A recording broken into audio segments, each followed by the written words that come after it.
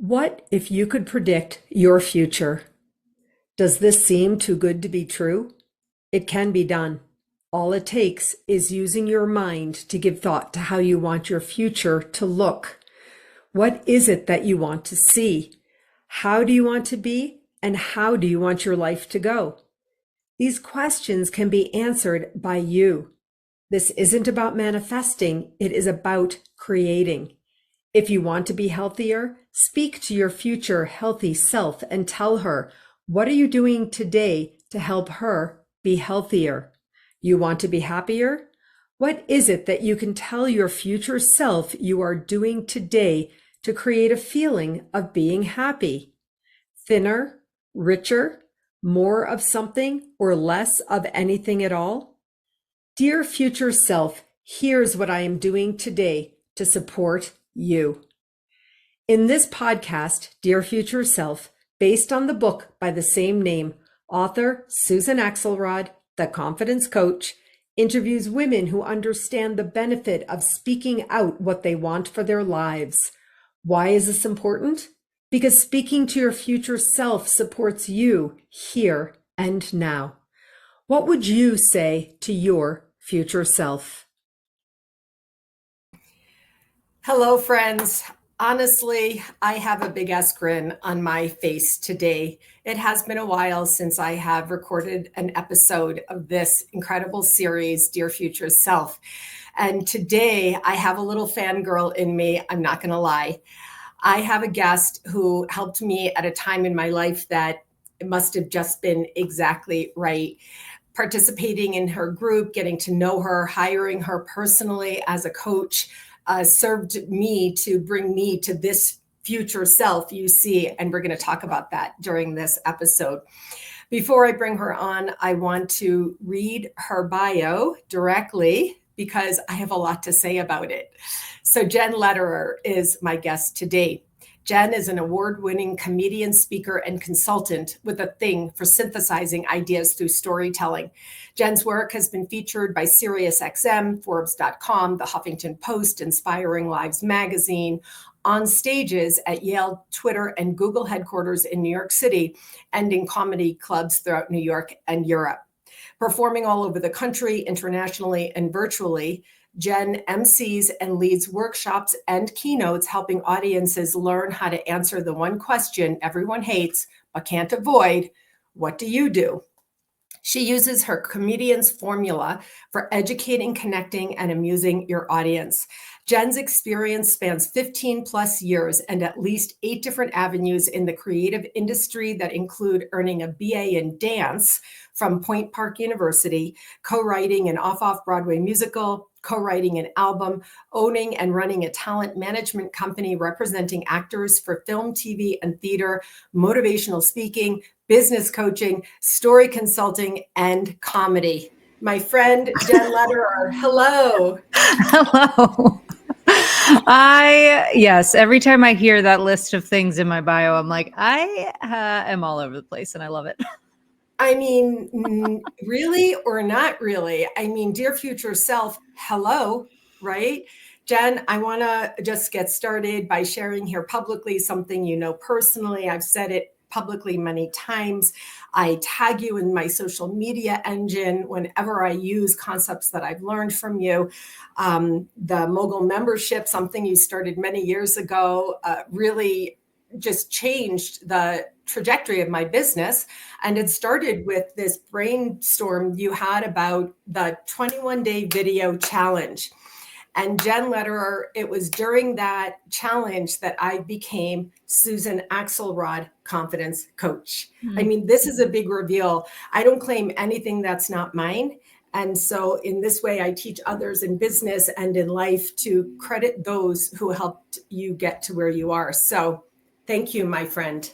Well, thank you. Thank you for sharing that with me. I didn't realize that the name and the title came, from that experience, but it makes sense because when you get on video for 21 days straight and say things over and over and over again, things start to crystallize in a really powerful way. And that's what you said. For some reason, my friend Susan suggested that I participate in this 21-day video challenge. Mm-hmm. And then you said you have to introduce yourself, just like you just said. And I had already been working in the model for a long time and all the things. And I had been coaching already for a long time, to tell you the truth. But Mm-hmm. I had never really claimed that moniker until you said, "Who are you? How do you identify?" And what do you want people to know about you right away? And that's when I started introducing myself in that way. Later, I became Susan Axelrod, the confidence coach. Mm-hmm. But that was through my work with Cornelia Stephanie. So she knows about that as well. Jenn, I have a lot to say to you, especially the reason I wanted to read your whole bio is I've followed you for a long time. And when I met you, you were not who you are today.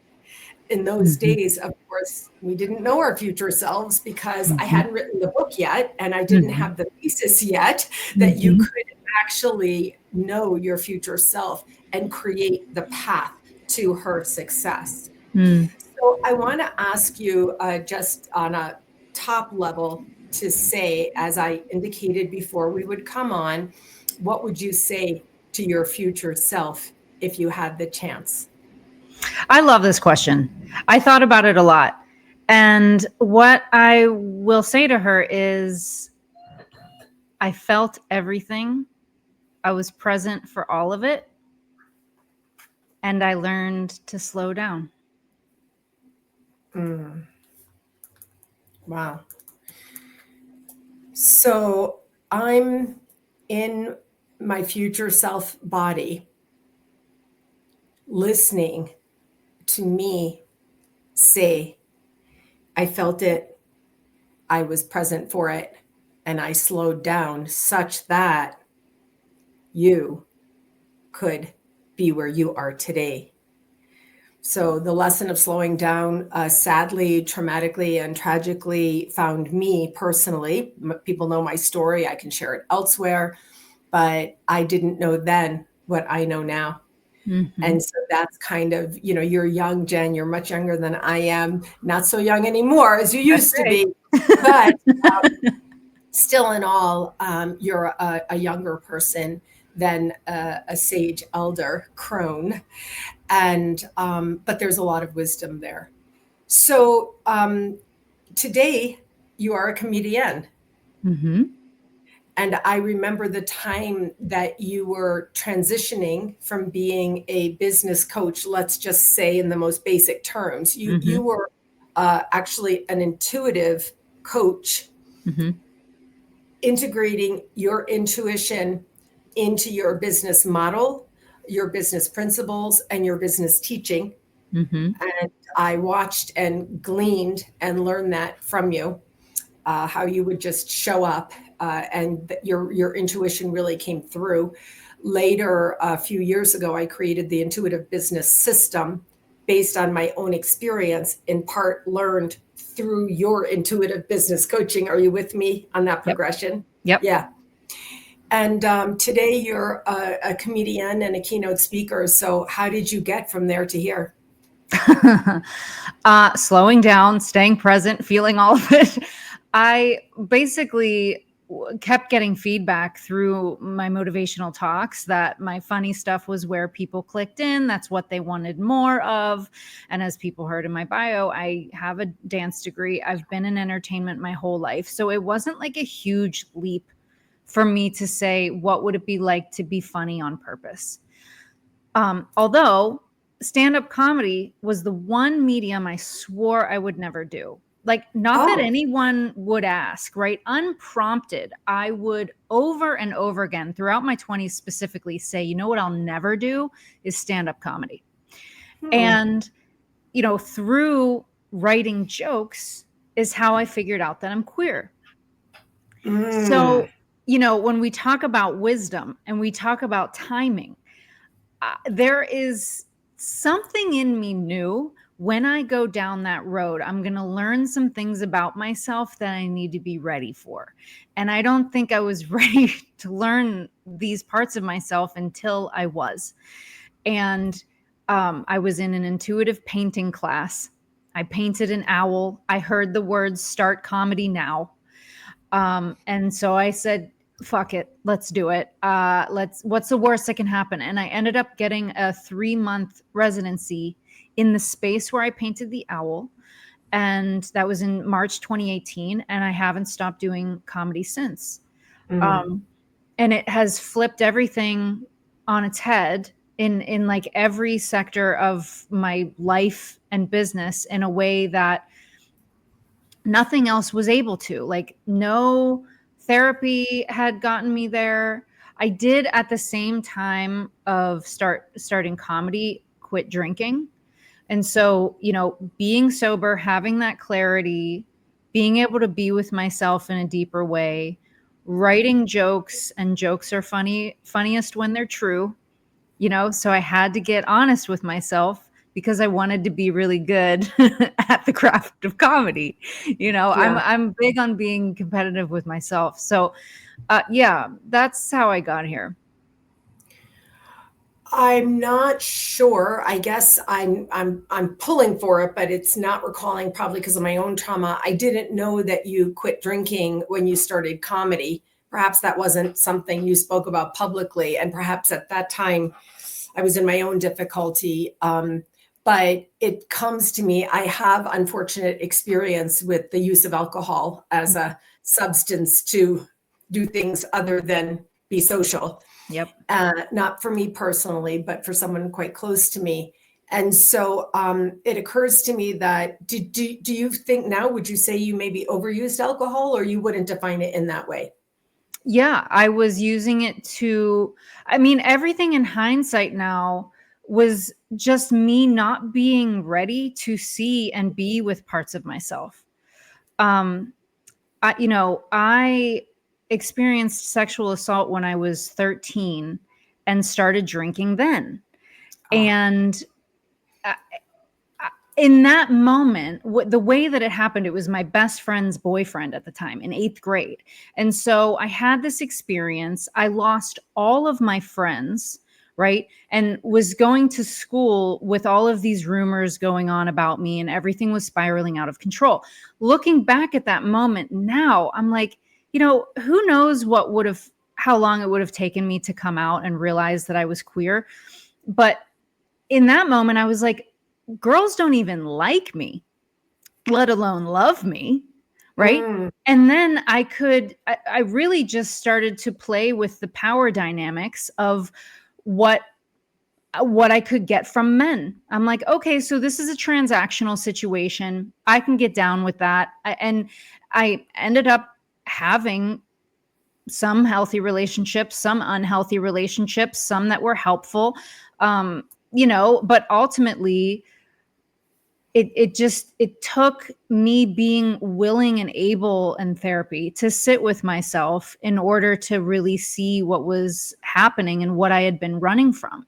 And through coming out, I was able to kind of look at, it wasn't actually an alcohol problem that I had. It was this like my internal self screaming for me to listen, and I was taking everything I could. I was ingesting everything I could to not hear it because I wasn't ready.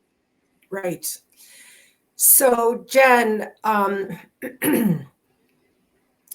have a lot to say, and also I will speak with you offline about having this part of the conversation in my platform, the confidence zone.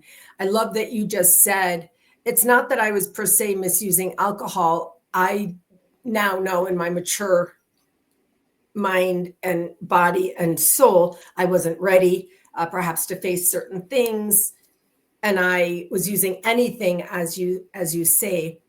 And later in your life, you made a choice to see what it would be like to stop drinking alcohol and be in your, what I call, even in my book, the chapter is called Your Truest Truth. Mm.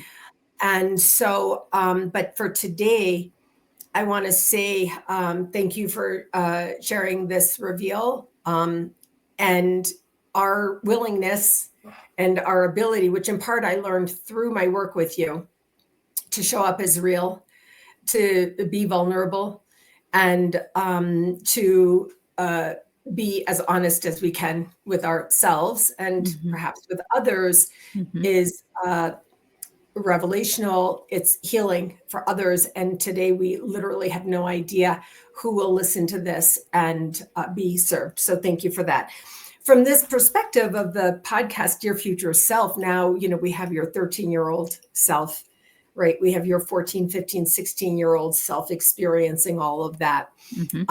Later, we had a little bit more of a more mature self. And what you said, there were some healthy relationships with men or whatever you call them, just relationships. And all along the way, you and I here today and through this podcast and through my book and my work, we're teaching this concept of Dear Future Self. So I want to say my third book is called Dear Younger Self. And obviously we've done a lot of retro healing working with your younger self, but that younger self could never have known this amazing, glorious, put together-ish future self. But there's one thing I know energetically, it just came to me like, oh, we don't even know the future you yet, because you're willing to rise and grow. Do you know what I mean? Like those younger selves didn't know your future self, but today you can know your future self. I connect with my future self all the time. And basically her message to me every time is stop worrying about it. Stop it. Just go. Like, it doesn't matter. Nothing matters is almost always her message to me. Yeah, I mean, it is a book title, it is a podcast, a blog post, Nothing Matters. But the truth is, you can only say nothing matters from a place of stability, from a place of high consciousness. What you do as a coach, I'm going to use it in the present. You certainly did it in the past. I joined your story or your speaking program. So I see that you're still using your intuition. You show up. And because you've, broken out and cut through the chaff and, gotten to the level of honesty that we're at today, you can show up in full conscious commitment to your client. Right. And you see them and you hear them. Is that the way it feels for you? Yeah, absolutely. Yeah. And I think every empowering thing has the shadow side. And I would say in my 20s, I was embodying nothing matters in a very shadowy way. Okay. And now it's more of stop proving, stop earning, stop worrying. Like it doesn't matter the way that my ego wants to trick me into thinking about it. And as soon as I can remind myself that nothing matters in the empowering way, then I can show up more clear and channel whatever wants to come through. Yeah, that now I'm 100% with you. Nothing matters in the shadowy way. The patriarchy, the tech titans, created industry that we willingly choose to go into. We click and buy and all the things. We click and order and spend money out of our accounts, etc. And to manage and suffer through the reality of that paradigm. Sometimes we do have to even go into the shadows and say, nothing matters. But here, coming into the open, in the honesty you're sharing here today, knowing yourself, being in your skin. Sorry to say, I'm not going to call you middle-aged, God forbid, but in my middle-aged hot mama thesis, hot means confident. Being comfortable in your own skin is one of the markers. Yeah. And that's what you're showing. Oh, thank you. I couldn't agree more. And I would say that I am middle-aged. I literally don't know how old you are. So I'm 40. Okay. Well, you're coming in. Okay. Over the next 5 years, you are full on going to be in your middle age. Yes. I'm so sorry about that. Yeah. Here we go. I will feel all of it. I will be present for it as much as I want to run from it, I mean, Jenn, even as we say this, I can feel I was already beyond the middle age women generally live 85, 86. Many live more, but many don't. On the average, men live a little bit less, 83, 84 in this day and age, even less now, younger. But I was beyond it. And by the time I started hitting my stride into my late 40s through therapy and various things, I was like, holy shit, what, wait, what? Like, I missed that time. I missed it. I didn't realize it. So that's why I call it in, you're on this side of it. You're not on that side of it. And also, Jenn, it's so beautiful and amazing to see how strong and proud and clear you are going forth. I made a decision to stop using alcohol myself. Because of my personal traumatic experience of being connected to someone in alcohol use disorder. I say using alcohol. I don't say drinking alcohol. The person I loved died from using alcohol.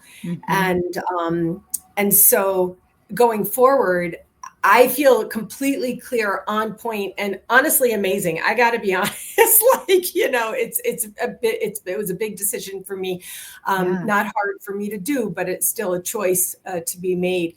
And I'm very clear, and I can see you now in your clarity in a whole different way. Like you're the definition of on point. And so that's what, your future self is also watching you be like, she's rocking it right now. I hope so.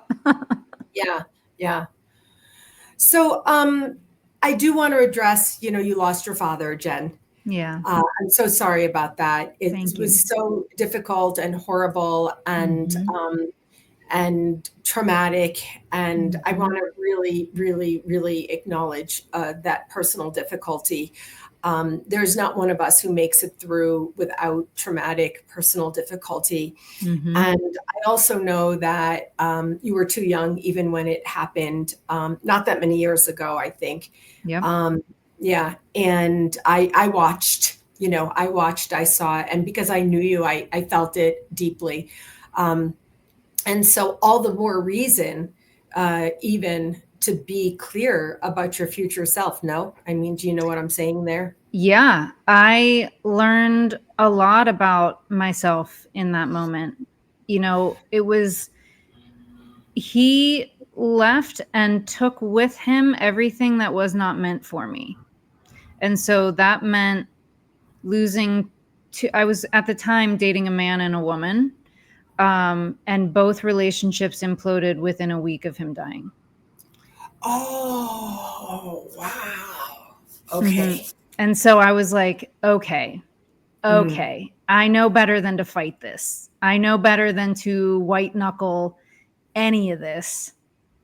And I mean, that I have been in and out of practice of slowing down and feeling things my whole life. But that I was like, all my energy goes to feeling what's happening right now, because I kind of had an awareness that, like, as magnificently painful as it was, we don't get access to that level of potent awareness all the time. Like there are these flashes and moments of awareness and growth that I think that we get access to in different parts of our life, but not many. And so there was like a way that, like, the day that he died, I sat down and wrote down as much as I could remember, because I knew that survival wise, our brain forgets those things on purpose, and I was like, there are things happening right now that I know I'm going to want to forget, and I will. And so I'm going to write them down. So yeah, I was just like spiritually, energetically on my knees for an entire year, letting everything fall apart and fall away, knowing that I didn't know better. So whatever was knowing better at the time, I was like, cool. And I knew that my dad was one of the things that knew better. And I was like, show me, show me, because I've been doing my best up to this point. But now I have like such an amazing cheerleader on the other side who would never guide me wrong. And if these things need to be stripped away, take them. Oh my God. I love my fucking life right now. Honestly, Jen, the deepness of the conversations I have, people who are watching, some will only be listening, but I have, I'm feeling emotional and, I have tears coming up. I had my own, experience with the loss of my husband. And the way you said it just now is so beautiful. And also, I guess, you are a crone now because of your, fortunate or unfortunate experience. So this is one of those times in a lot of podcasts where I say I want to invite people to just stop the recording, take a breath, and rewind this if you've suffered loss and grief, and listen to Jen's words again. You can never imagine this if you haven't experienced it, but I did really have the same experience. For me, it was my husband, not my father. But I did have the same experience, and now also have a soul in clear, free ecstasy on the other side, just really cheering me on. I have reason occasionally to get very angry, and I'd be like, oh, yeah, hello, anger. I know you've done Mhm. parts work, so you know Mhm. what that is. Even with your dad, it's the same thing, but that was from the lifetime, together Yep. in imperfection, Yep. where you said, now there's nothing but cheerleading going on. Mhm. Wow. Thank you so much. I knew I forgot, honestly, to check with you in advance, if I could bring that up, but I knew that I could. I honor Mhm. you. I honor your father. I remember you brought him into the Mogul membership. Mhm. I remember we did a session and he was there, and I remember I was like, "Hey, Dad," I remember that. Now I'm Yeah. just remembering that. Yeah. Yeah. So I knew I wanted to honor him as well. And the whole idea of being connected to souls departed, when I was even your age, even at your age, I was only coming through an emotional meltdown, and I Mhm. didn't know it or believe it or imagine it. And so talk about the dear future self thesis. For anyone who's listening, please have a session with your future self and let her know, Mm. that you're doing every single thing in your power today to provide for her well-being, which is to open your mind more. So, Mhm. Jenn, thank you so much. Please, what are you working on right now?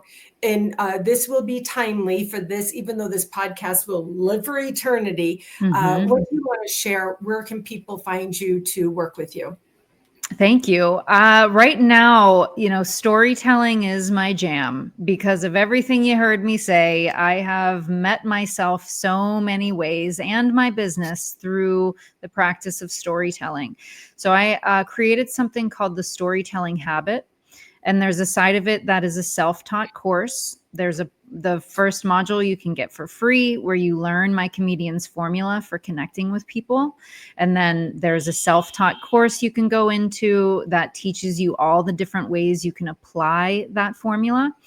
And I recently restarted a group. So it's called the Habit Studio, where we come in and talk really all things life and business, where I am allowing myself to come back into my intuitive coaching and holding space. I needed to walk away from it to Yeah. give space for myself to evolve in all the ways that happened in the last 5 years. But it was very clear that it was time for me to come back into that. So the storytellinghabit.com is where you can get all of that information.